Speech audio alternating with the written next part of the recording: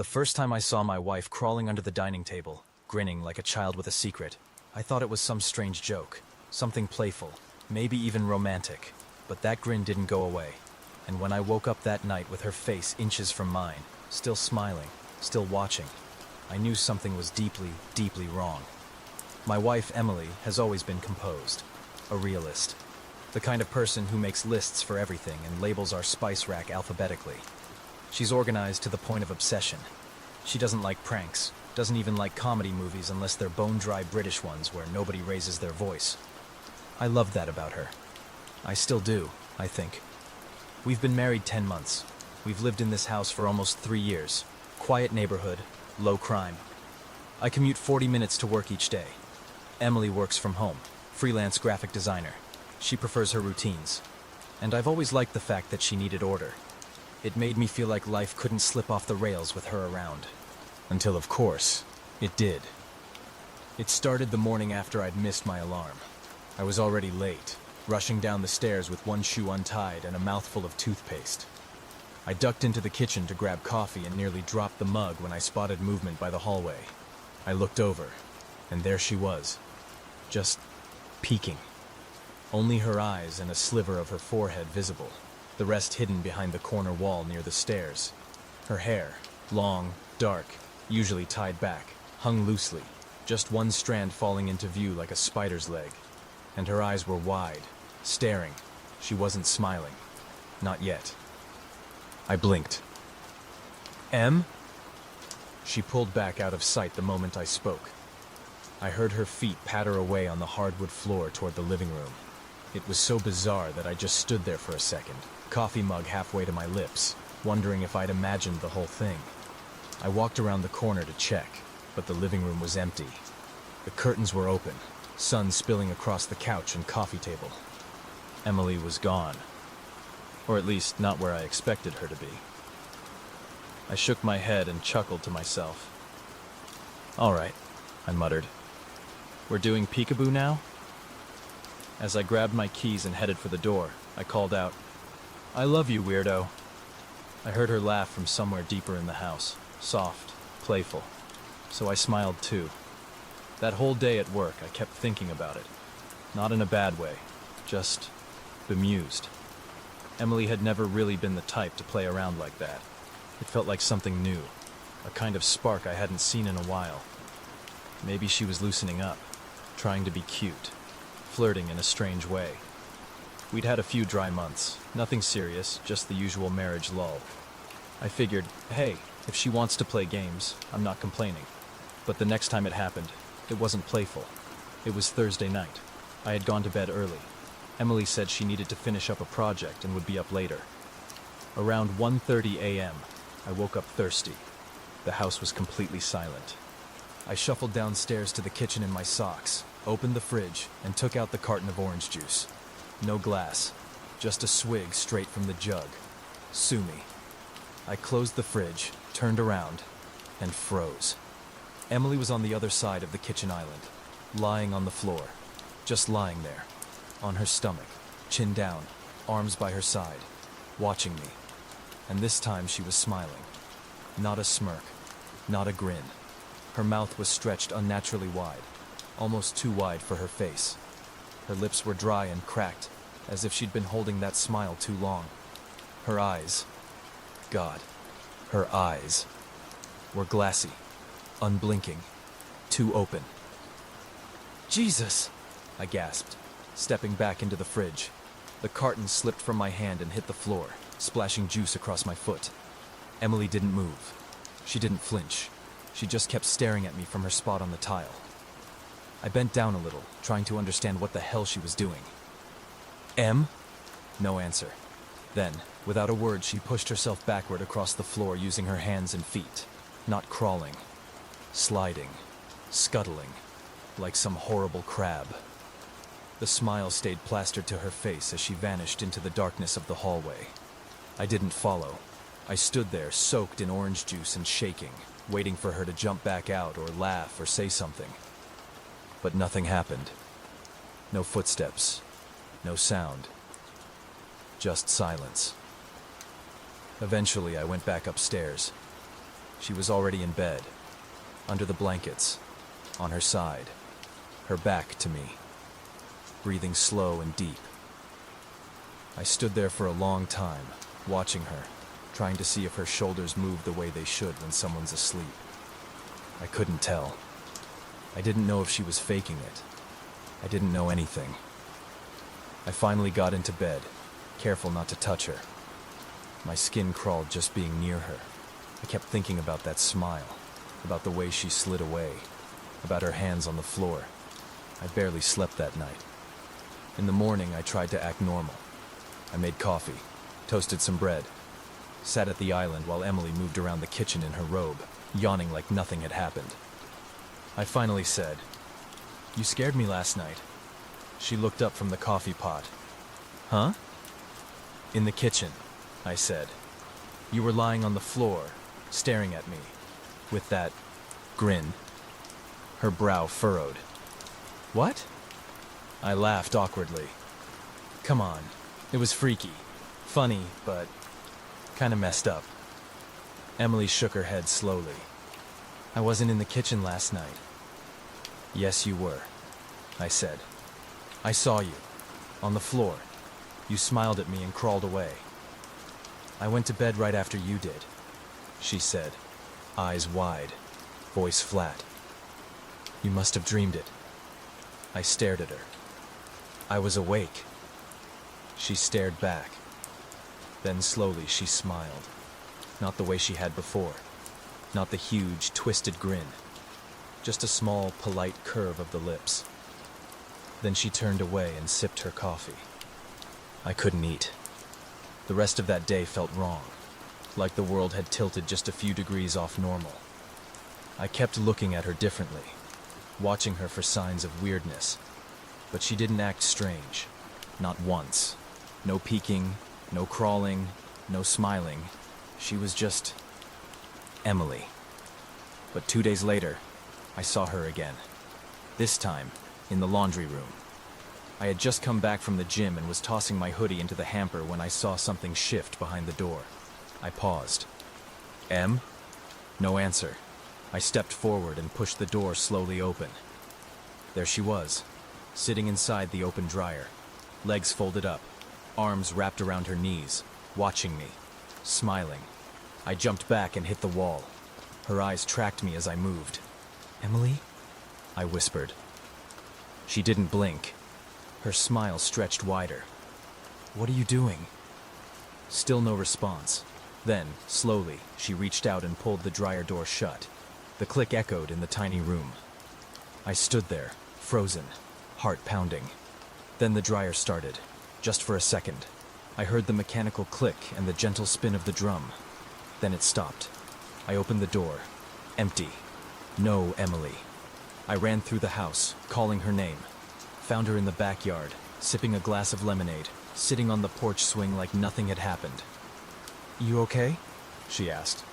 I couldn't speak. She smiled again. "You look pale." I didn't bring it up.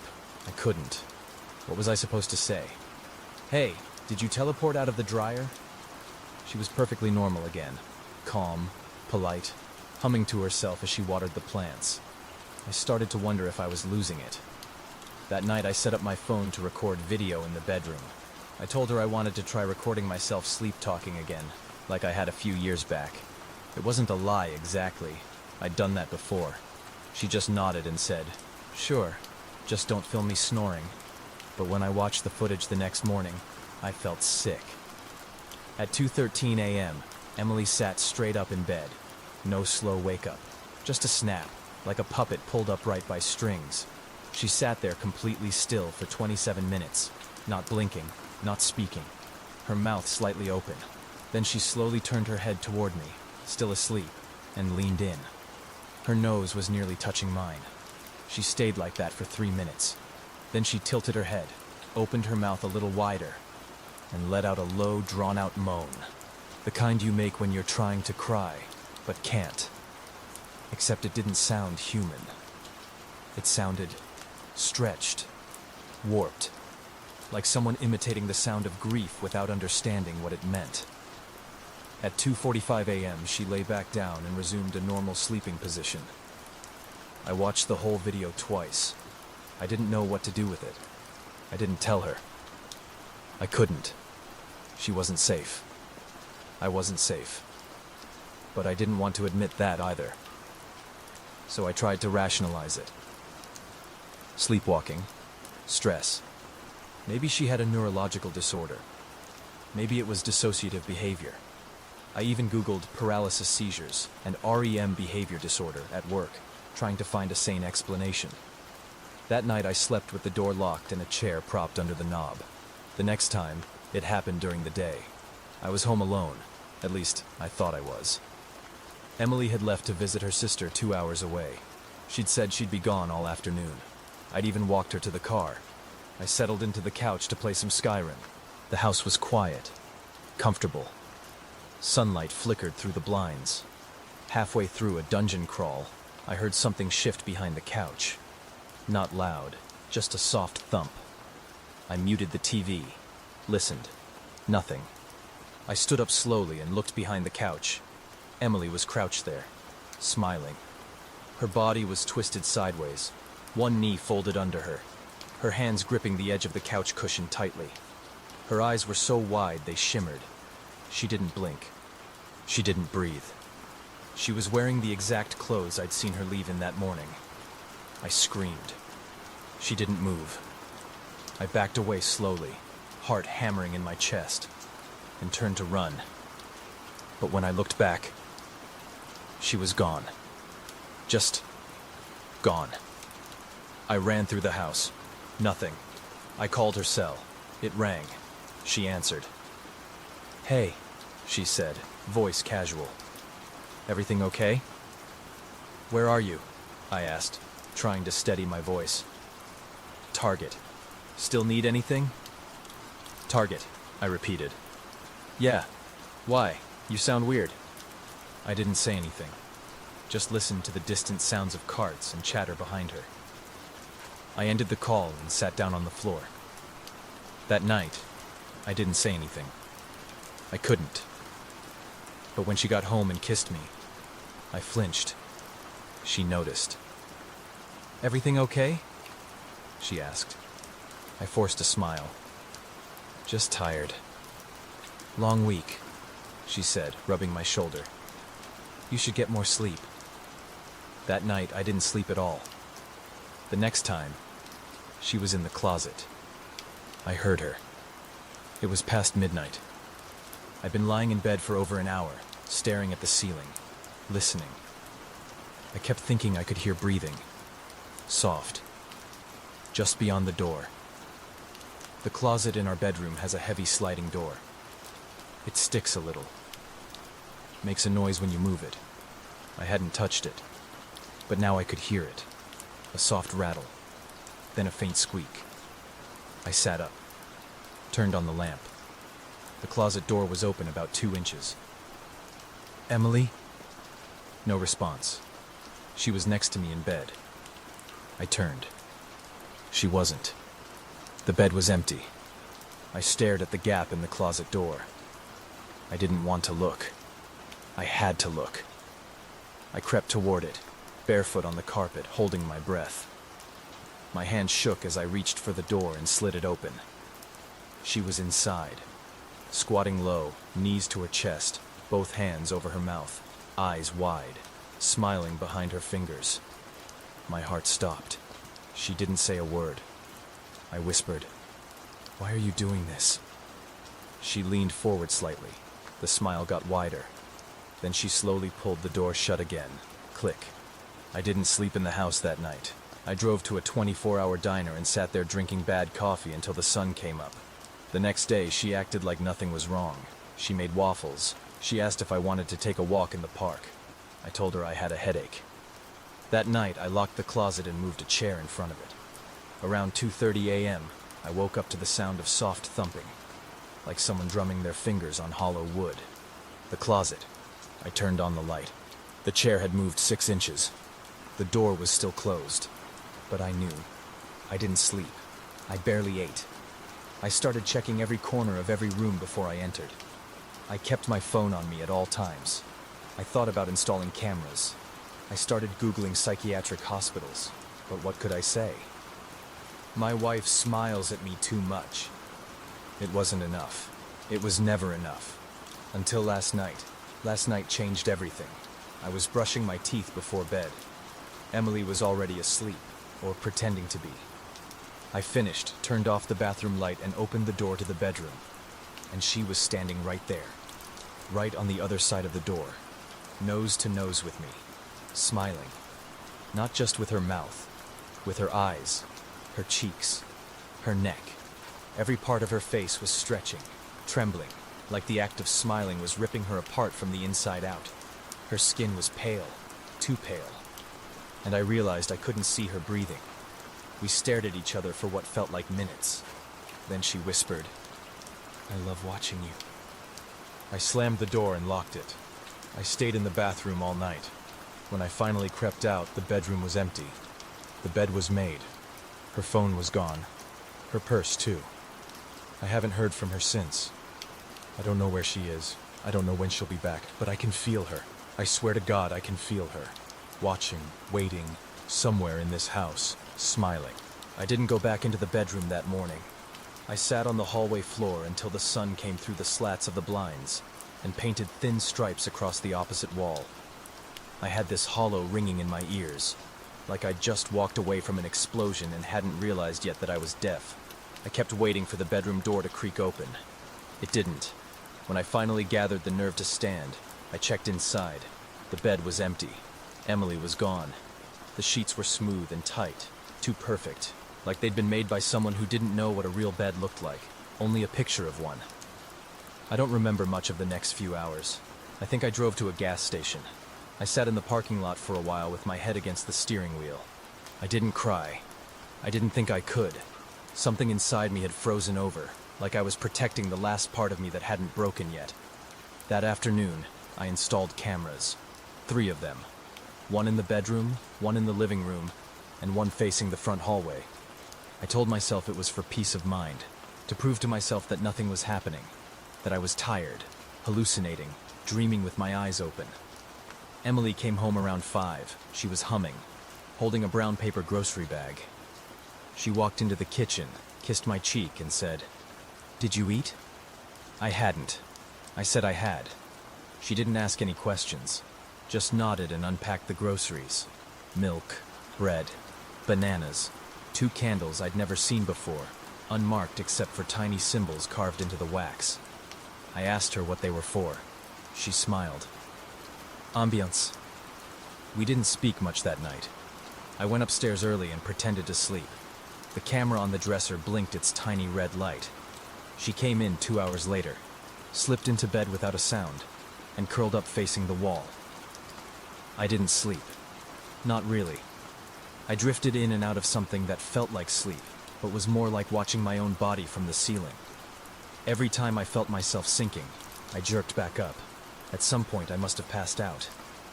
The next morning, I checked the footage, and wished I hadn't. At exactly 3:03 a.m., Emily sat up in bed. Not slowly, not groggily, just a snap, upright, like someone had yanked her spine into position. She didn't move for 7 minutes. Then she turned her head, slow, mechanical, and looked directly at the camera. She smiled. I felt my hands go numb. She got out of bed, still staring into the lens, and walked to the corner of the room, just out of frame. Then, the feed cut to static, for 13 seconds. When the picture returned, the bed was empty. She didn't return until 6:18 a.m., same time I'd woken up. She climbed into bed, same side, same motion, like nothing had happened. I scrolled back, watched the clip 5 more times. That 13-second gap chewed at me. There was no reason for it. The card wasn't full. The camera didn't have a motion sensor. It just glitched, or something turned it off. I checked the hallway camera next, and that's when I stopped breathing. At 3:07 a.m., Emily walked past the camera. Except, no, it wasn't walking. She was on all 4s, not crawling, climbing. She was moving up the wall, hands and feet pressed against the surface like gravity didn't apply. Her limbs contorted at awkward angles, but she moved smoothly, deliberately. Her head twisted to the side, and she looked at the camera. She didn't blink. Her mouth opened, not wide, just enough to let her tongue roll out like a dead thing. Then she vanished into the ceiling corner, out of frame. I closed the laptop. My hands were shaking. My mouth was dry. I could still feel her eyes on me, through the screen, through the walls. I knew I couldn't stay, but I didn't know how to leave. That night, I pretended again. Pretended I was tired. Pretended I had work in the morning. I brushed my teeth and slipped into bed like nothing had happened. But this time, I had a plan. I kept the lights off and my breathing steady, but I stayed awake. Hours passed. I watched the numbers on the alarm clock inch forward. 2:37, 2:53, 3:11, and then nothing. I blinked. The clock said 4:02. My heart stuttered. I'd lost time. I sat up. Emily was gone. The door was open. I climbed out of bed and stepped into the hallway. It was freezing. I followed the trail of cold air downstairs, through the dark, into the kitchen, and I stopped. The back door was open. Just a crack, enough to let the breeze in. And on the kitchen counter, next to the fruit bowl, sat my phone. Unlocked. The screen was on. A voice recording was playing. I picked it up and hit rewind. It started with silence. Then, a sound. Breathing. Then a voice. Emily's voice. But slower. Thicker. Wet, somehow. Like her throat was full of water. I see you. I see the way your skin moves when you lie. I see the air when it shivers around your heart. There was a scrape, metal on metal. I'm in you. I'm waiting for your bones to loosen. A long, slow laugh. I dropped the phone, ran back upstairs.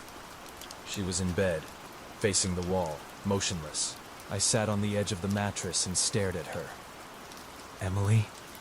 I whispered. She didn't move. I lay back, stiff as a corpse, staring at the ceiling until the sun rose. The next day, I called out of work. I drove to the hardware store, bought 4 more cameras, 2 motion sensors, a backup battery supply. I didn't care if Emily noticed.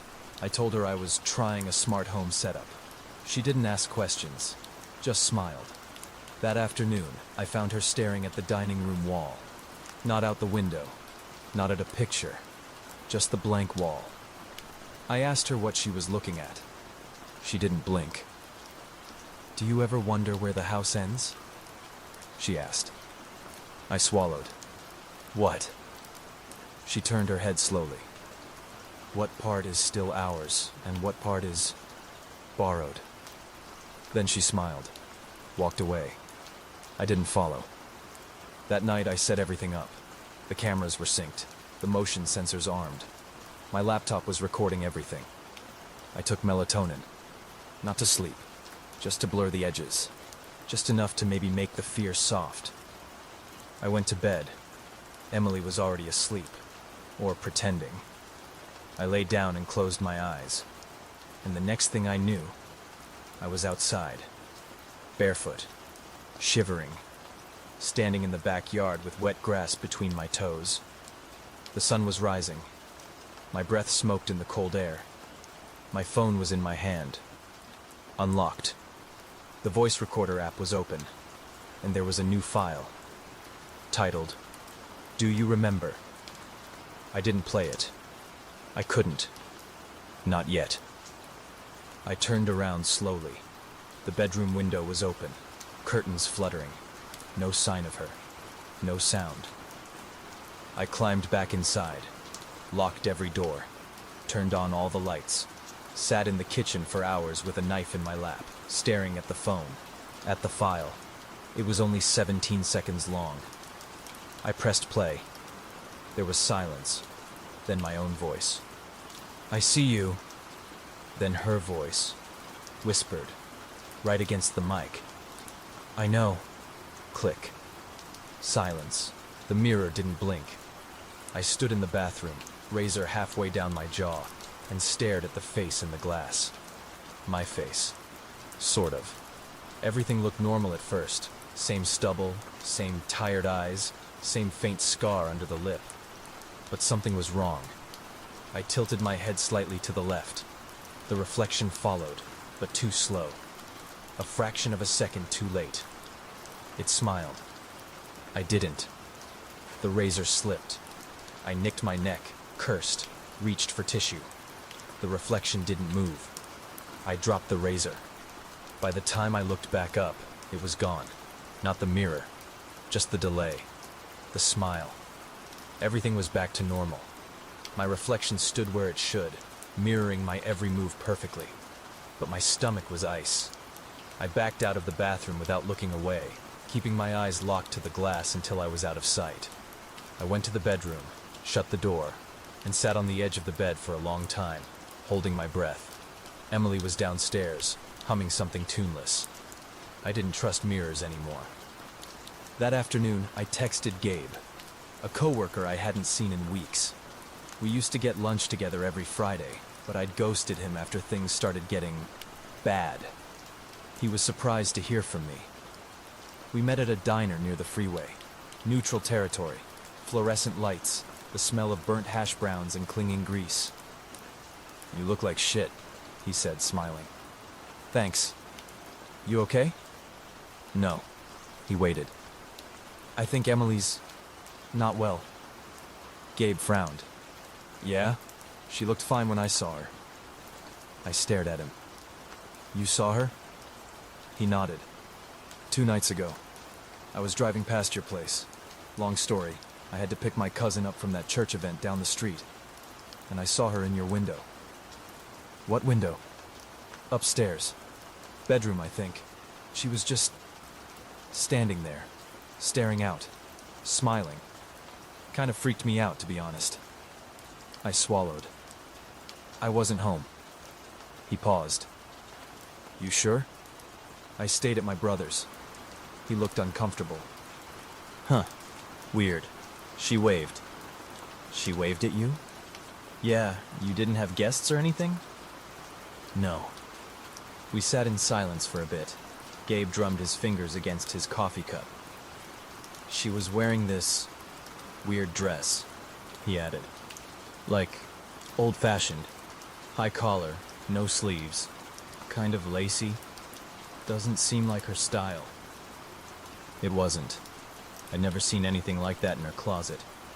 I didn't eat anything, just left a tip and left.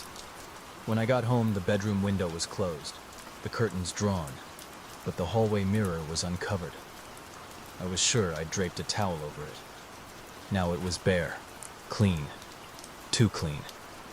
I avoided it, walked past quickly, but I swear I felt something in the back of my head tugging at me, like gravity pulling the eyes. That night, Emily was off. She mimicked everything I said, word for word, 1 second after I said it, even the inflection. I asked her to stop. She just smiled and whispered, "Stop." I turned off the lights and tried to sleep. She lay beside me, still whispering, "Stop, stop, stop," until I put on headphones and turned up white noise to drown her out. The next morning, I took down the hallway mirror. I didn't smash it. I wanted to, but I didn't. I wrapped it in a sheet and stored it in the basement. When I came back upstairs, there was a note on the fridge. It wasn't in Emily's handwriting. "Don't hide me. I still see you." It wasn't signed. She never mentioned it. Neither did I. That evening, I reviewed the latest camera footage. I wasn't prepared for what I found. At 2:14 a.m., the bedroom camera showed Emily lying in bed beside me, still, asleep. But the mirror on the far wall, just visible in the frame, showed something else. Another Emily, standing, smiling, watching us. She stood there for 45 minutes, then turned, slowly, and looked directly at the camera. My real Emily didn't move. The reflection Emily reached toward the mirror surface. The glass rippled. Then the footage skipped, jumped to 3:01 a.m. When it resumed, both Emilys were gone. I shut the laptop and didn't sleep that night. The next day, I took down every mirror in the house. Bedroom, bathroom, closet doors, vanity. Even the black screen of the TV. I threw a sheet over it. Anything reflective went. Emily didn't comment, just watched me work, eyes unblinking, smile faint. I started catching glimpses of movement in windows. A flash of teeth, a pale face. Nothing I could catch for long. Sometimes I'd see her reflection in a screen, but she wouldn't be in the room. Other times I'd see her in the room, but the screen would show something else. Sometimes it showed me, smiling, even when I wasn't. It was around 2 a.m. when I woke up to glass shattering. I bolted upright. Emily was sitting on the edge of the bed, facing the wall. I called her name. No response. Down the hall, I heard the soft crunch of broken glass under bare feet. I grabbed the baseball bat I kept by the door and crept toward the hallway. The hallway mirror, the one I had wrapped and stored in the basement, was back on the wall, shattered. Shards of it glittered across the floor like ice. And standing in the middle of the hallway, barefoot, was me. Except, not me. His eyes were wrong. Too wide, too dark. His mouth twitched in small, stuttering spasms, like he couldn't figure out how to hold a smile. He looked at me, tilted his head, raised a hand, and waved. I screamed and swung the bat. The figure vanished the moment the glass crunched underfoot. Gone. No sound, no trace. Emily was behind me. "You're being loud," she whispered. "They don't like that." I turned. She wasn't smiling anymore. Her face was blank, pale, eyes glossy. "I need to go," I said, backing away. "No," she said. "You're already in." "In what?" But she just tilted her head again, like she was listening to something I couldn't hear. I packed a bag and left before dawn. At a motel 3 towns over, I turned on the bathroom light and caught my breath. No mirrors. Just a frosted pane above the sink. I slumped onto the bed and stared at the ceiling for hours. Finally, I checked my phone. New notification. Photo message. 1 attachment. I opened it. It was a mirror selfie. Of me. Standing in the hallway of my house, holding my phone, smiling. But I didn't take it, and I wasn't holding my phone when it arrived. I'm not sure I ever was. The sound started in the vents. A soft, skittering rhythm, like someone dragging fingernails along metal. Not the creak of old pipes or the moan of settling ducts. This was deliberate. This was movement. I was in the kitchen, standing barefoot on the cold tile, trying to work up the nerve to open the pantry door. Emily had been inside earlier, I thought. Or maybe I imagined it. She had a way of being nowhere and everywhere lately. Then the noise started above me. I looked up at the ceiling vent. The sound stopped, and something whispered, "Don't close it again." I backed away slowly. The whisper wasn't a hallucination. It had breath behind it. Warm, human breath, echoing in a hollow metal duct. I didn't check the vent that night. I didn't sleep either. The next morning, I forced myself to do what normal people do. I made coffee. I opened windows. I told myself daylight could cure things. It didn't. That's when I noticed the bookshelf. Something was wrong with it. One corner wasn't flush with the wall. It stuck out half an inch, like it had been nudged recently. I pulled it aside. Behind it was a small wooden door. No frame. No knob. Just a warped rectangle of wood inset into the drywall at floor level. It couldn't have been more than 2 feet high. I crouched down, pressed my ear to it. Silence. Then something shuffled on the other side. I opened it. The smell hit me first, musty, like wet wood and old hair. Behind the door was a narrow crawl space. Dust-coated floor. Jagged wood beams. Just wide enough for me to squeeze through on hands and knees. The walls were scratched. Hundreds of tiny claw-like marks gouged into the plaster. And something else. Drawings. Faces. Crude, childlike faces. Huge eyes. Rows of teeth, some smiling, some weeping. One drawing repeated over and over. A small stick figure crouching in a corner, staring at a much taller shape looming behind them. I crawled forward. My flashlight trembled. 10 feet in, the tunnel opened into a small square cavity, maybe 6 feet wide. A nest of old blankets and torn cloth sat in the corner. In the middle, a Polaroid photo of me, asleep in bed, taken from above. I bolted out, knees scraping the wood, heart in my throat. Emily was in the hallway when I emerged. She tilted her head. "Find my playroom?" I didn't answer, just slammed the crawl space door and shoved the bookshelf back into place. That night, the skittering came back, this time from above the ceiling tiles. I stood on a chair and pushed open one of the panels. Dust rained down. I aimed my flashlight into the gap and froze. Emily was up there, folded in on herself, limbs tucked tight, chin pressed to her chest, eyes wide and glowing in the light. Her smile twitched. "There's more of me than you think," she whispered. I slammed the tile shut and nearly fell off the chair. I called an exterminator the next day. He showed up at noon. Nice guy, middle-aged, thick glasses and heavy boots. He took one look at the attic and whistled. "You've got more than squirrels." "What does that mean?" "Come look." I climbed the ladder after him. He pointed to the beams near the far wall. "That's not natural construction. Somebody built a second layer, like a false wall." We pried it open with a crowbar. Behind it was a narrow, hidden hallway, dark, choked with insulation. The exterminator held up his phone flashlight.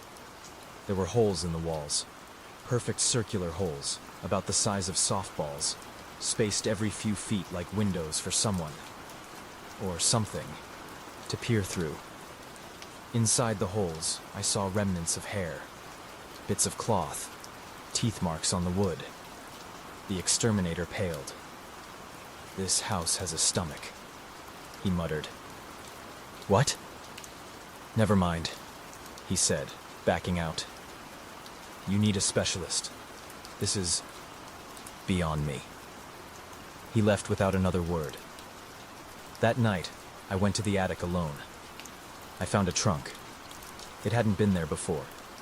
Covered in dust, with a heavy iron latch. I opened it slowly, expecting mold or mothballs. What I found instead made my stomach lurch. Photographs. Hundreds of them. Of me. As a child. At the park.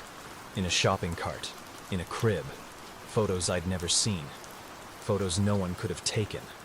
Except someone had. Beneath the pile of photos sat a small doll.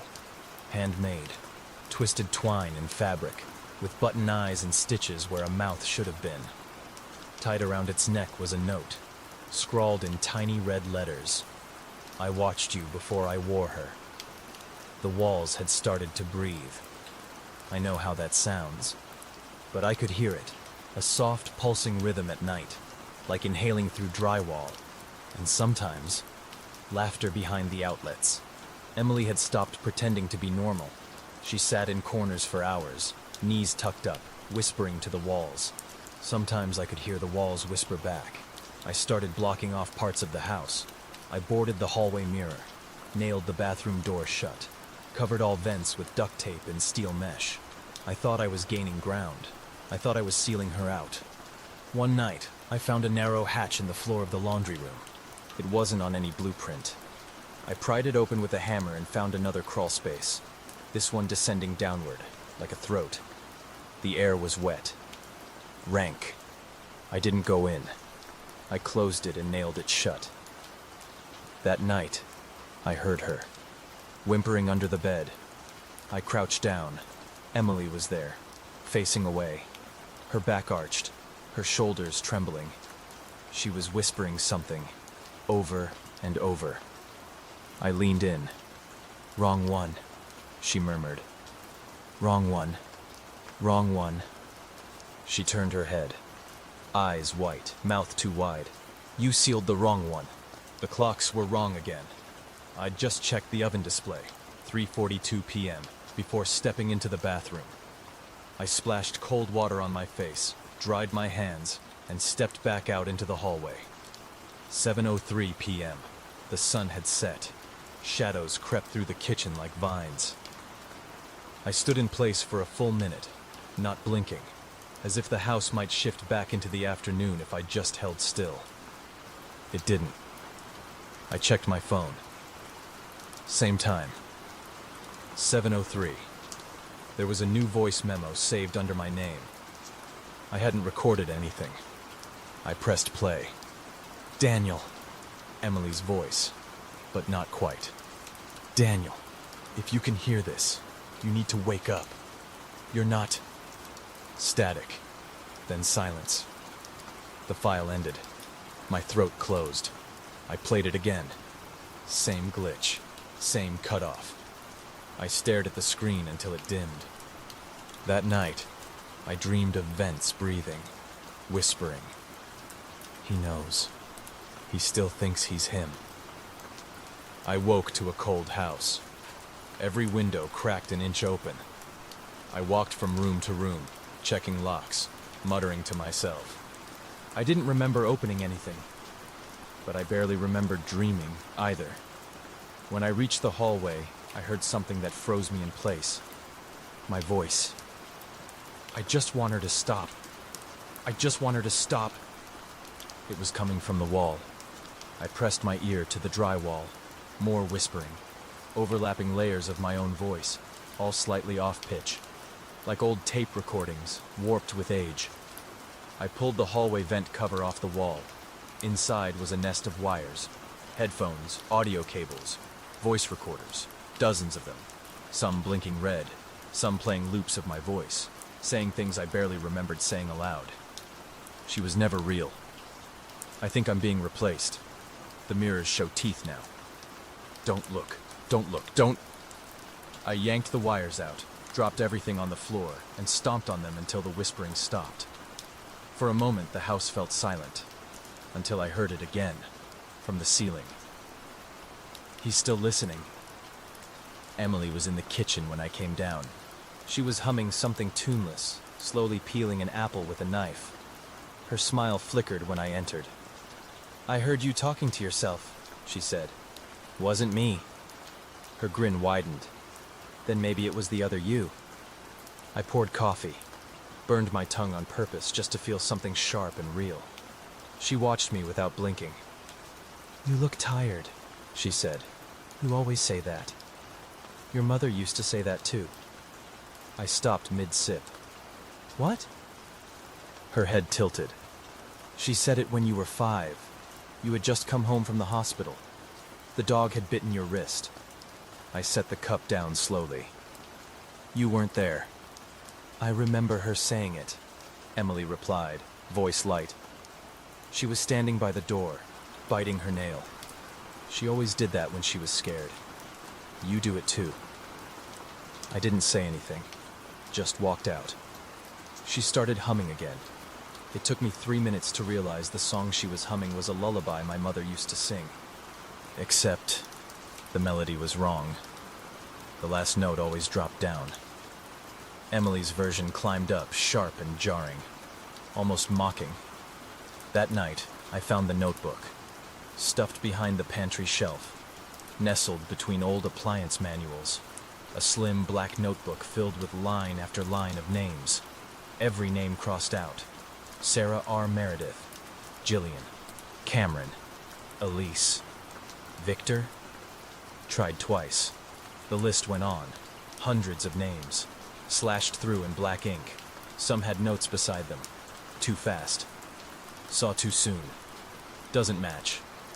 Skin didn't hold. Near the bottom. Daniel. Almost ready. I didn't know what I was anymore. A person? A copy? A leftover? I ran my hands over my face and tried to remember my mother's voice. What she sounded like. How her hands looked when she cooked. I couldn't. But I could remember Emily's smile. Perfectly. I could remember the way her eyes twitched when she mimicked my speech. The tiny flick of her tongue on the roof of her mouth when she whispered something not meant for human ears. I started to cry. That's when I heard it. Crying. From the attic. Soft. raw, human.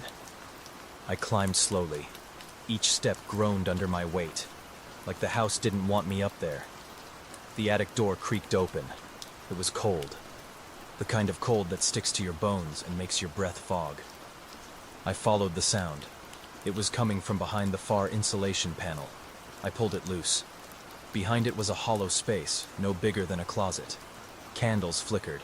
Wax pooled on the floor. And in the center, curled into herself, was Emily. Not the one I knew. This Emily was thinner, pale, eyes sunken. She wore a faded hospital gown. Her wrists were bruised. When she looked up, I almost screamed. Terror, recognition, desperation. "Please," she whispered. "Help me." I dropped to my knees. "Who? What?" "She's not me," she gasped. "She wears me, like a mask." My throat tightened. "How are you?" "She was never a person. She's something else. She learns, copies, but she doesn't understand. I think she was trying to be someone before. I think she failed." She grabbed my wrist. Her grip was cold and shaking. "She's almost done with you." "Done with me?" "She can't fully wear you yet. You still remember yourself. But she's close." I shook my head. No, I'm not." "Do you remember what your voice sounds like when you laugh?" she asked. "Can you remember your father's eyes?" I opened my mouth. Nothing came out. The real Emily, if she was real, sobbed harder. "She'll take the rest soon, and you won't care. You'll smile while she does it." A sudden force pulled her backward into the dark. I screamed and lunged, but she was gone. The insulation snapped shut. The crying stopped. Only silence remained. I ran. I didn't know where I was going. The house changed behind me. Hallways longer, doors shifting, floorboards creaking in new places. I ended up in a room I didn't recognize. Blank walls, no windows, just a single table in the center. On the table were photographs, dozens of them, all of me, all smiling. But every photo had something wrong with the eyes. Too dark, too empty. One had vertical slits, another had none at all. I backed away slowly, turned. She was there, smiling, whispering, "I'm learning how to be you." I didn't take anything with me. No wallet, no coat, no shoes, just my phone, and even that felt like a risk. I left the house at dawn, the sky a bruised purple, the air brittle with cold. I drove with the windows cracked, trying to stay awake. Every few minutes I glanced into the rearview mirror, half expecting to see her face smiling from the back seat. She wasn't there. Not yet. I drove for almost 2 hours, ended up in front of my brother's house. Chris, the kind of guy who believed in tire pressure gauges and meal prep. His life had always been clean lines and soft lighting. He and his wife, Natalie, had a dog named Pluto and a backyard with actual gnome statues. I knocked twice before realizing my hands were shaking. He opened the door in gym shorts and a hoodie, blinked like he couldn't quite process what he was seeing. "Jesus, Dan." "Hey, you okay?" I didn't answer. He stepped aside. "Come in, you're freezing." I sat on their couch for a long time, wrapped in a blanket, fingers clutching a hot mug I didn't drink from. Pluto curled up by my feet, tail thumping gently like he could sense I was broken. Chris sat across from me, waiting. "I need help," I said finally. "You're scaring me, man." "I know." "Is it Emily?" I nodded. He leaned forward. "Did she hurt you?" "Not exactly." I told him some of it. Not everything. Just enough to paint a picture that wasn't completely insane. I said she'd changed. That she watched me at night. That I'd recorded her doing things no one could explain. That she wasn't right anymore. Chris listened. Really listened. Then he said, "Have you talked to a doctor?" That night I slept on their couch. Natalie offered the guest room, but I said no. I didn't want to be alone in a room with a door. The television flickered in the dark. Pluto snored gently at my feet. I drifted in and out of something like sleep, though I kept hearing whispers in the hum of the fridge. At one point I sat bolt upright, certain I'd heard my name. Daniel. But the house was silent. When I checked my phone the next morning, there was a voice memo. I hadn't recorded it. He's starting to split. I deleted it immediately. At breakfast, Chris made eggs. I stared at my plate, not hungry. I looked at your footage, he said. From the hallway camera. My breath caught. And? There's definitely something. He scratched his beard. But it cuts out. Right when things start. Just glitch. Static. It does that. I showed it to Natalie. She thinks it's a prank. It's not. I believe you, he said softly. I don't understand it, but I believe you think this is real. I didn't argue, because I wasn't sure anymore what real meant. Around 10 a.m., the doorbell rang. Chris answered. I heard the voice from the kitchen. Emily. Hi, I'm looking for Daniel. Chris glanced at me, confused.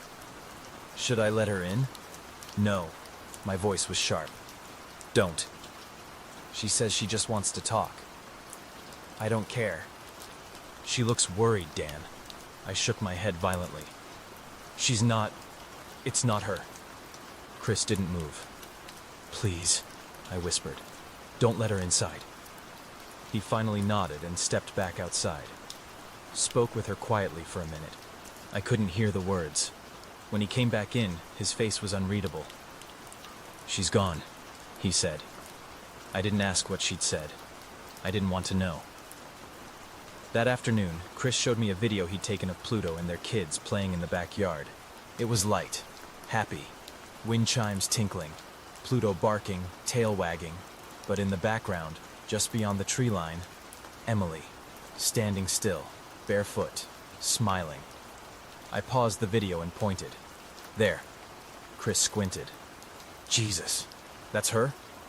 You didn't see her? He shook his head. No one did. Not until just now. My skin crawled. She's already here, I said. That night I turned my phone off, but it turned itself back on. 2:14 a.m. New notification. Airdrop. One video file from unknown. I watched it, shaking. It was footage of me, lying on Chris's couch, asleep. The camera slowly panned across the room. No one visible. Then, movement. In the TV's black screen, a reflection. Emily, standing behind the camera, watching, smiling. I dropped the phone, ran outside in my socks and sweatpants. The night was bitter. My breath fogged the air. The street was empty, except dozens of photos, scattered across the sidewalk like fallen leaves. All of me, sleeping, sitting, reading, driving, as a teenager, as a child, different outfits, different years. On the back of each, written in red ink, almost ready. The final photo showed me, standing outside, holding the current photo, smiling. Daniel hadn't expected the house to feel like this. The moment he stepped inside, something had changed. The quiet was different now. Not an absence of sound, but a presence that pressed against his skin. The air was dense, unmoving, the temperature wrong. He paused just past the threshold, holding the door open as if he might change his mind. Behind him, the street was empty. No cars, no birds. Even the wind had stopped blowing. He shut the door slowly. The click of the latch was final. He hadn't told anyone he was returning. Not Chris, not the police, not the psychologist who'd only stared at him over her glasses and scribbled the word delusional beside his name. Not even Rebecca, who had called the day before, voice strained and trembling, to ask if he'd heard anything. He'd lied and said no. He was done waiting for the outside world to catch up to what he already knew. This wasn't a problem that could be solved with doctors or priests or logic. Emily was inside the house, and the answers were here. Daniel moved carefully, every footstep deliberate, as if the floorboards might betray him. The lights were off, curtains drawn tight. Dust floated in the narrow shafts of light that slipped through the slats of the blinds. Nothing had been touched, but everything felt different, coated in something he couldn't see. He walked past the kitchen without looking, past the bathroom where she'd first moaned at him from inside the closet. Up the stairs, his breath caught when he reached the landing. It was only then he realized he didn't know what he was looking for. He'd come back because something in him said he had to, that there was one more piece, one more truth, something hidden. Maybe she had left it here for him. Maybe she'd wanted him to find it all along. The hallway upstairs stretched impossibly long. He blinked. It was just the same length it had always been. The bedroom door was cracked slightly. He remembered the last time it had been ajar, the shadow of her body writhing underneath the bed, the sound of the glass shards scraping the wood floor. He remembered the wet heat of his own blood, the hiccuping moan in his ear. He stepped over the threshold. It was empty. The room was still. The bed was stripped, only the mattress remaining, stained with a dark shape that hadn't been there before. Daniel didn't look directly at it. He moved to the closet instead, opening the door slowly, expecting to see the pile of animal eyes she had once laid in patterns like prayer beads. But the closet was bare, except there was a seam at the back, a vertical line in the wall that didn't match the others. He ran his hand along it. It gave slightly. He pressed harder. With a dull creak, the panel shifted inward. A hidden door. Behind it was a narrow staircase that descended in a tight spiral, concrete replacing the carpet.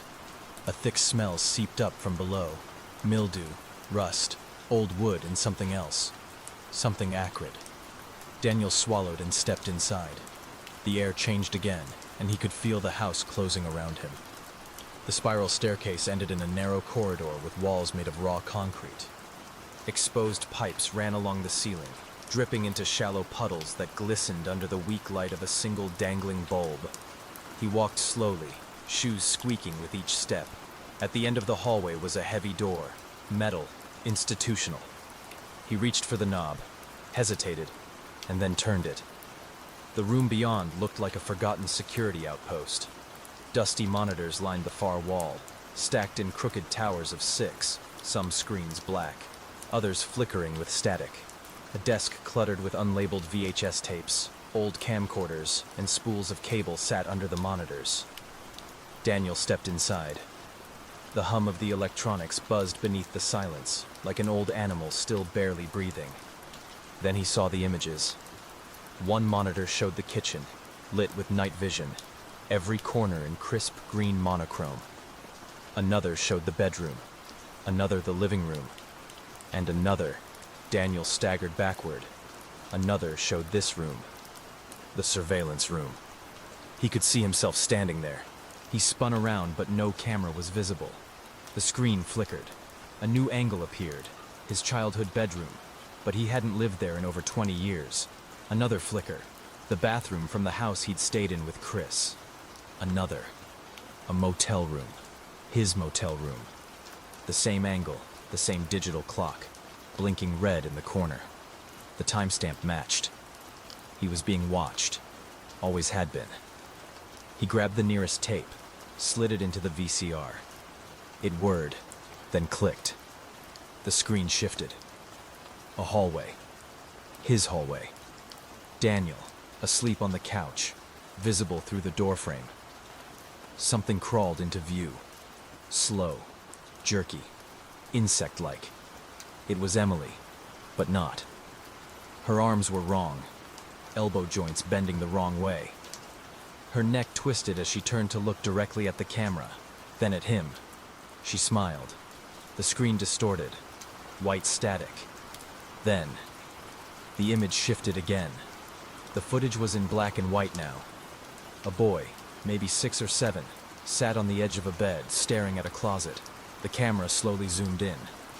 Daniel. He blinked. The boy on screen blinked at the same time. No. He hit stop, ejected the tape. His hands trembled.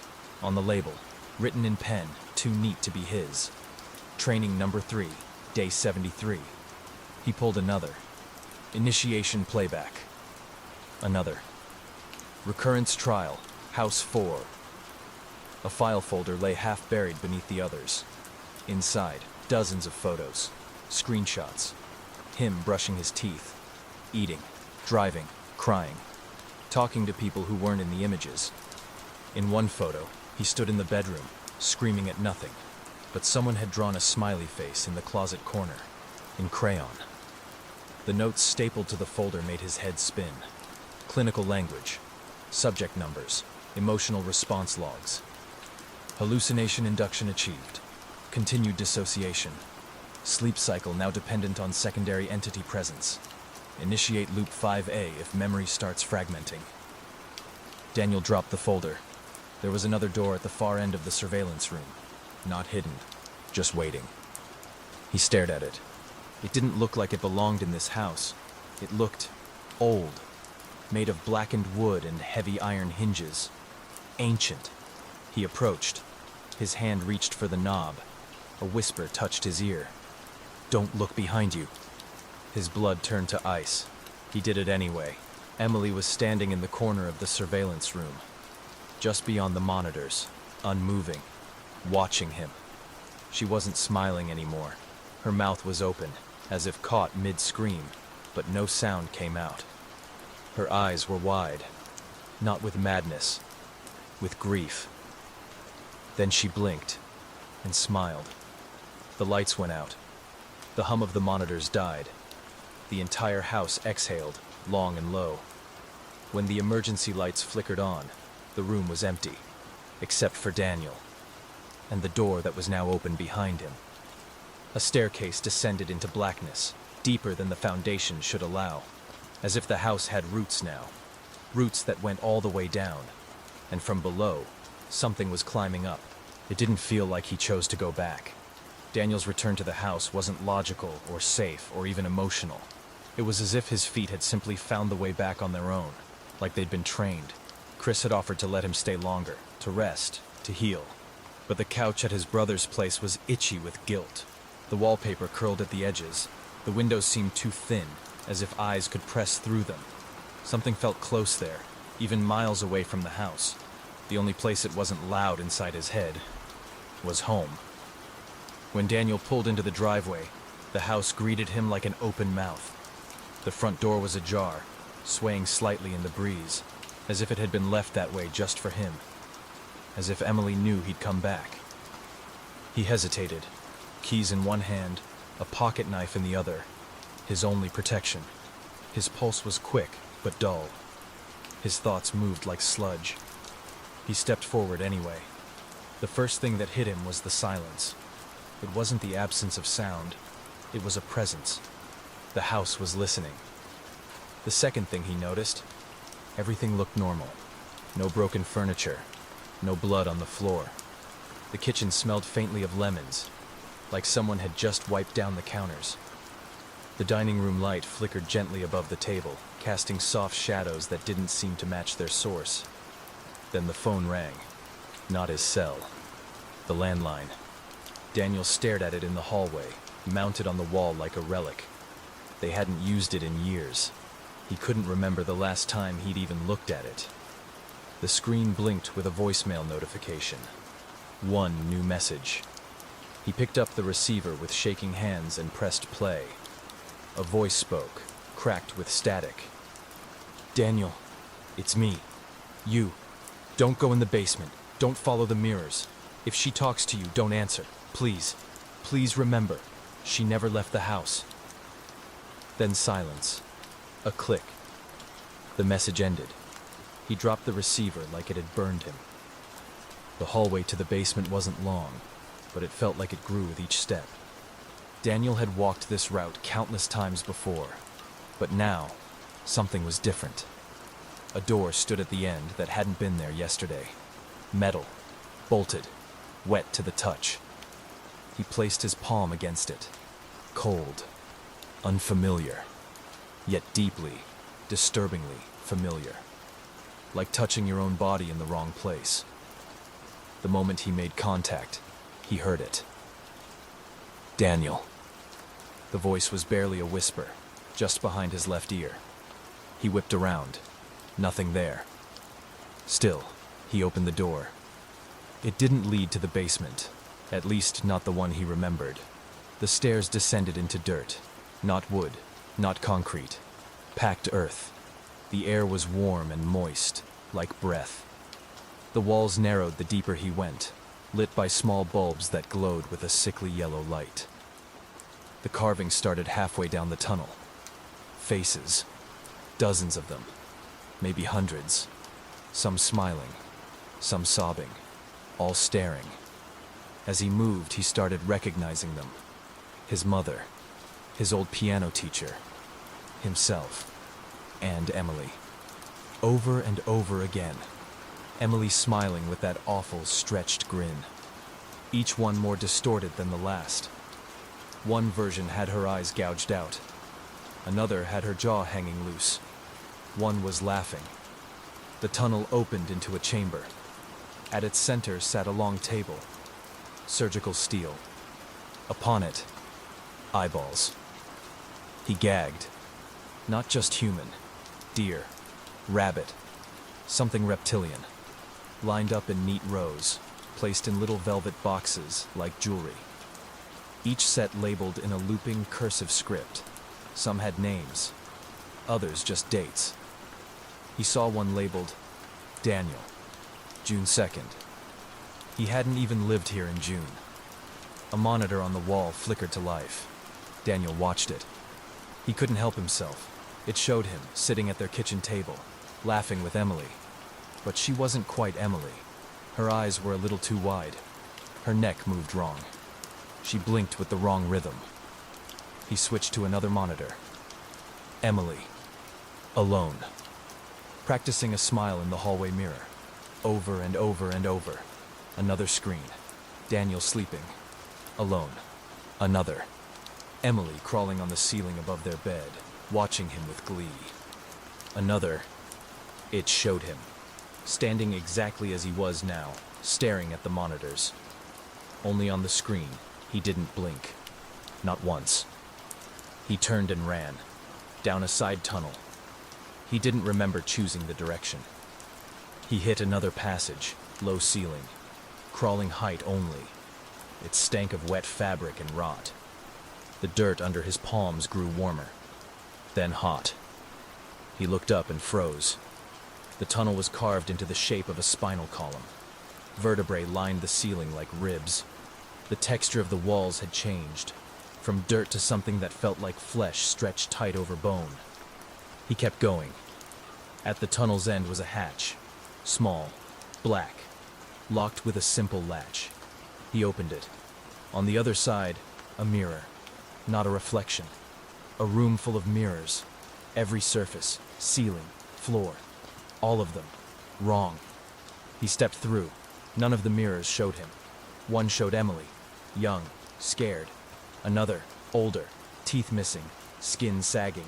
Another, her face cracked like porcelain. One had her laughing, but no sound came out. Finally, he found himself in one. But in the reflection, he was crouched, peeking, not at the mirror, at himself. He reached forward and smashed the glass. It bled. Daniel ran. The tunnels shifted around him like intestines. He turned left, then right, then backward, each time ending up in a place that made less sense than the last. Eventually, mercifully, a stairway appeared. He followed it up. Wood. He was back inside the house, back in the bedroom. He was on the floor, covered in dirt and sweat. His arm throbbed. His skin was scratched and bleeding. The house looked pristine, curtains open, sunlight streaming in, the scent of lavender. He heard humming. He rose to his feet, limped into the hallway. Emily was in the kitchen, wearing a yellow dress, making coffee. She looked up at him and smiled, a warm, familiar smile. "I'm glad you came back," she said. "You always come back different, but this time, I think you're ready." He tried to speak, couldn't. She nodded toward the microwave. "Go on," she said. He turned. His reflection stared back at him, and it was smiling. The hallway never ended. Daniel walked for what felt like hours, brushing past picture frames filled with faces he almost recognized. under a ceiling that flickered in and out of existence. One moment it was a rustic beam, then cracked drywall, then sky, then void. His shoes no longer made contact with wood or carpet. They made no sound at all. He passed a mirror and stopped. His reflection wasn't stopping with him. The mirrored Daniel kept walking, looking forward, until he vanished at the edge of the glass. Daniel turned to look behind him. Nothing. No hallway. No door. Just a wall that hadn't been there before. His breath caught. He spun back around. Emily stood 5 feet away, but she wasn't Emily. Not exactly. Her skin was pale, gray-blue at the lips. Her eyes were soft, not wide and wild like they had been. She wore their wedding clothes. A yellowing dress clung to her like it had been underwater for decades. "Daniel," she said softly. Her voice was warm, familiar, almost loving. Daniel backed up slowly. "You're not her." "I'm the one who waited," she replied. "Not all of us went mad." Behind her, the hallway fractured. Like a pane of glass struck by a stone, jagged cracks spread outward from nothing. Through the fractures, Daniel saw other Emilys, some weeping, some laughing, some banging their heads against unseen walls, some staring right at him, mouths too wide, eyes too many. "What is this place?" he whispered. "The house remembers," the wedding dress Emily said, "but it remembers differently each time." Suddenly, a thud echoed from the cracked wall. Another thud, louder. The mirror beside them rippled like water. Then a pale hand burst through the glass, followed by a face. Emily's, but this one with her scalp split open, eyes lidless and black. "She's getting close," the wedding dress Emily whispered. "Who?" Daniel asked, panicking. "Which one?" "All of them." The mirror shattered outward. Shards sliced Daniel's arms as he dove away. Dozens of hands reached through the reflective frame, grasping and pulling at the edges, stretching it wider. One Emily began to crawl out like a spider, her joints bending backward, her teeth clattering like wind chimes in a storm. Daniel ran. The hallway split beneath him. One version of the house went right, another went left. They both pulsed with dim, blood-warm light. He chose right. He didn't know why. The door at the end wasn't locked. It opened before he touched it. Inside was a dining room, a long wooden table set for dinner. Candles burned low. At the head sat Emily, reading a newspaper. He froze. She looked up. "You're early," she said cheerfully. "But that's okay." She looked normal, like the Emily he'd fallen in love with, the one who didn't watch horror movies, who got scared halfway through The Shining, who used too much cream in her coffee. Daniel stared at her like he was seeing a ghost. "What is this?" he croaked. "Our anniversary," she said, smiling. "Don't you remember? I don't know what's real anymore." Emily's smile faltered. She stood, walked over, and took his hand. Her touch was warm, real. "I never meant for this to happen," she whispered. Daniel couldn't breathe. "You weren't supposed to come looking. The version of me you saw. She wasn't the only one. The house. It makes more of us. Every time we change it. Every time we look." The candlelight flickered. Suddenly, the door behind them slammed open. Another Emily stood there. Taller, ragged. Her fingers were long, stained red, twitching with anticipation. Her grin was unhinged. Daniel screamed and pulled away. "Run," whispered the soft Emily, "before she sees you." But it was too late. The grinning Emily shrieked, and the windows shattered. The entire room warped. The walls bled. The table melted into bone. Daniel sprinted through the side door and into another hallway. This one was upside down. He ran along the ceiling, heart pounding in his throat. Every door he passed showed a different scene. One was a memory. Emily brushing her teeth. Another, her watching him sleep. Another, her burying something in the backyard under moonlight. He stopped. One door was slightly open. Inside, he saw himself, sitting at the kitchen table, reading.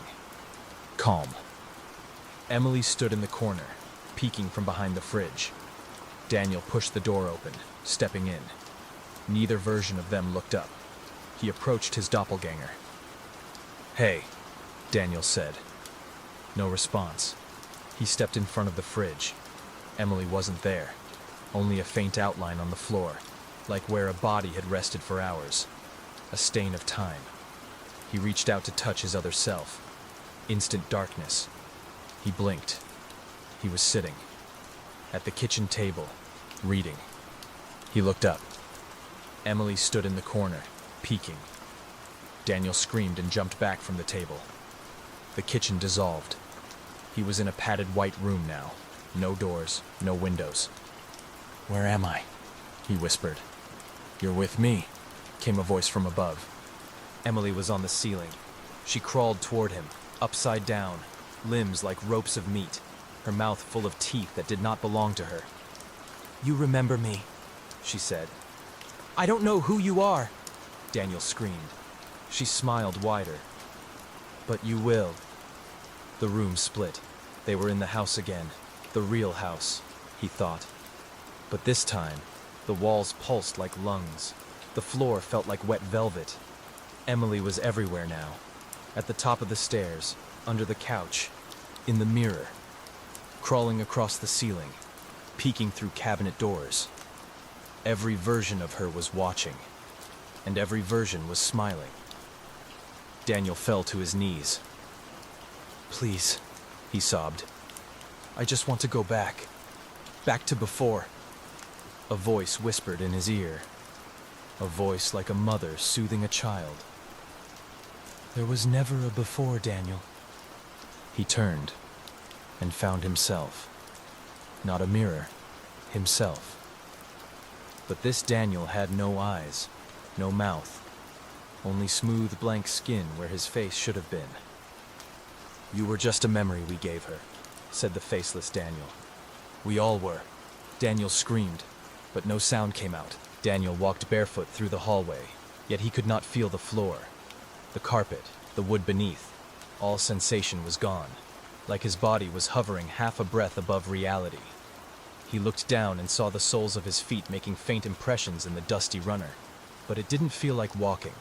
It felt like remembering how to walk. The house was quiet, not silent, quiet, like a held breath. The kind of quiet that's waiting for something. He passed the mirror in the hallway and flinched. It had shown his reflection, but not in real time. It was him from earlier, turning the corner, still smiling. That smile again. The same one he'd seen on Emily's face, on the tape, in the camera's frozen frames. He stepped back to look at the mirror. It was empty now, just his current self, staring back. But the smile, the one in the earlier reflection, that wasn't his. He turned and walked faster. Not quite a run, not yet. The house seemed to shift behind him, as if walls were leaning in, observing. He reached the study and slammed the door shut. The desk was still in place, the screen now off. He pressed the power button, but the monitor stayed black. He jiggled the mouse. Nothing. On the desk, neatly centered, sat a thick, hand-bound journal. The cover was cracked leather, and a name was etched into it in clumsy block letters. Daniel. He stared at it. He didn't remember writing that. He didn't remember owning this. Hands trembling, he opened it. The first page was blank. The second, a shaky scrawl in what looked like his own handwriting. "I'm sorry, Emily. I keep forgetting which version is mine. I thought I could fix this, but I can't stop it from bleeding through." Flip. "She sees me even when I sleep. She watches from places that shouldn't exist. When I talk to her, she answers from the walls." Flip. "They told me there'd be a way out, but I keep opening doors that lead to the same hallway. How many loops have I made?" Flip. There was a moment I remembered who I was, but the feeling didn't last. Every time I sleep, more of her gets into me. Every time I see her smile, something else leaves. Flip. The entries became less coherent. Sentences stopped mid-thought. Repetitions appeared. Daniel, Daniel, Daniel, Daniel. One entry ended mid-line. She's standing right be... Daniel slammed the journal shut. The lights flickered. No. Not just flickered. Fluttered, like candlelight caught in a breeze. But there was no wind. The air in the room was stale, dense, warm like breath. He turned toward the door and realized it was no longer the door to the study. It was the door to their old bedroom. The one from their first apartment. The one they hadn't lived in for 5 years. Daniel reached for the knob, heart thudding like a war drum. He opened it. The air that poured out smelled like lavender and mold. The bedroom was wrong. The same layout, the same bed frame. But everything looked older, decayed. The bed was rusted, the curtains moth-eaten. Their wedding photo on the nightstand was faded to a near-white blur, but her eyes, Emily's eyes, remained dark and clear in the picture. On the bed sat a single object, a VHS tape. It was unlabeled, except for one thing scribbled in red Sharpie, Emily 0. Daniel picked it up. He didn't know why, but he felt like he'd been waiting his whole life to watch it. The house guided him. It wanted him to see. Back in the surveillance room, the TV was already on. Static. No VCR in sight a moment ago, but now one hummed beneath the screen. The slot beckoned. He fed the tape in. The screen went black. Then, a faint click. The video began. Grainy footage. A girl, maybe 8 years old, sitting on a swing. She's humming. The camera angle was from the bushes, low, hidden. The girl looks up, straight at the lens. A wide, unblinking smile spreads across her face. The camera cuts. Now she's a teenager, 15, maybe 16, brushing her hair in the mirror. The camera is behind her, near the floor, watching from under the bed. She keeps brushing. Then she stops, slowly turns toward the bed. Smile. Cut. Now she's a young woman, sitting at a table. Candlelight. Alone. The angle is from the ceiling corner. Same fisheye distortion as the surveillance room cameras. She tilts her head. Smile. Giggle. She whispers something. The camera zooms slowly, slowly toward her mouth. Her lips part. She says, "He's almost ready." Cut. Now the screen is black, for a long time. Then static again. A new image. A door. A hand reaches toward the door. Knocks. Emily's childhood bedroom door. The camera pans slightly. A younger Daniel stands outside the door, nervous, smiling. His voice comes from off-camera. "Emily? You in there?" Click. The tape ends. The screen goes dark. Daniel stared at his own younger face. He had never been to her house before they met. That door, that house, it was from years before. But he had been there, or something that wore his shape had. A low hum filled the room, a hum like breath in the walls. Daniel. His name. He spun around. Nothing. Daniel, Daniel, Daniel. The voice was everywhere, inside the walls, inside his chest. He stumbled out of the surveillance room, down the hallway, toward the stairs. But the house wasn't the house anymore. The hallway looped. He ran through the living room only to re-enter the same hallway from the other side. Every door led back to itself. Windows showed corridors instead of the outside. Lights flickered in and out of phase, alternating between modern LED fixtures and antique chandeliers. The house was unmaking itself, or becoming what it always was. Then he saw it, the basement door. It wasn't at the bottom of the stairs anymore. It was in the hallway, behind the mirror. He opened it, and descended. Down, down, down. The stairs never ended. They coiled, turned back in on themselves. Asherian loops. At one point, Daniel looked up and saw the back of his own head descending the stairs above him. He ran. He stopped. Now he stood in the basement. It looked the same. Almost. Only this time the walls were alive, covered in carvings, scratches. His name, over and over and over. Daniel. Daniel. Daniel. Some written backward, some upside down, some scratched by what looked like nails. His breathing grew sharp. Then he heard her. Daniel? Soft, so soft. He turned. In the far corner, beside a broken water heater, stood a figure. Small, pale, smiling. Emily. But not Emily. Her skin shimmered like old film stock, flickering at the edges. She looked at him with those wide, delighted eyes. "You've been gone so long," she whispered. "Don't you want to remember?" Daniel took a step forward. His head throbbed. Images flickered behind his eyes. Birthdays he hadn't had, friends he didn't remember losing, a face that was both his and not his. "Who am I?" he whispered. She stepped aside. Behind her was a man, chained to the floor, gaunt, pale, lips curled into a smile of exhausted joy. Daniel. Another Daniel. His voice was hoarse, but he spoke clearly. "She just wants you to stay." Daniel staggered backward. No, I'm not." But he felt it, deep in his spine, that crawling sensation, that watching. He looked around. There were others, other Daniels, in corners, in the walls, their eyes open, smiling. Emily's laughter echoed, but it wasn't one voice.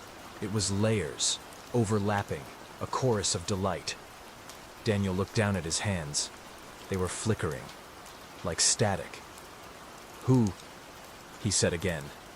The other Daniel smiled wider. "She likes when you forget. That's how you become." Daniel collapsed to his knees. Emily stepped forward and smiled. "Come on," she said. "It's your turn." He looked up, tears in his eyes, and he smiled back. "I think I already did."